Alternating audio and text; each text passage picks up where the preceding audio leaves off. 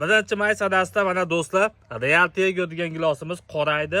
Mana ko'rib turibsizlar, transportga yaroqli, qo'shalog'i yo'q, zo'r gilos.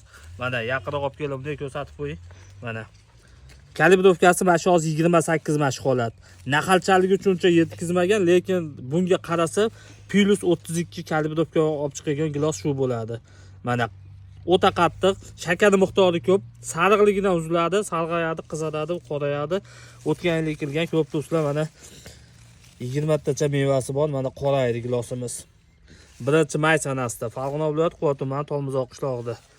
Mana kim ko'rmoqchi bo'lsa, kelosi mana giloslarimiz endi qoraydi. Xudo xolasa buni ertaga katta bog'ini ham tashlayman. O'tda ham mashq holatda gilos qoraydi. U karobkaga sotilyapti, zo'r narxda. Mana qo'shalog'i yo'q, baho gilosimiz o'rniga.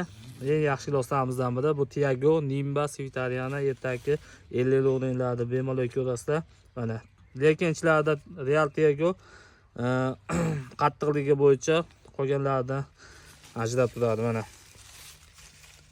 sog' bo'lasizlar do'stlar, biz kuzatishda davom etinglar. Kanalni rivoj uchun like bosib qo'yasizlar.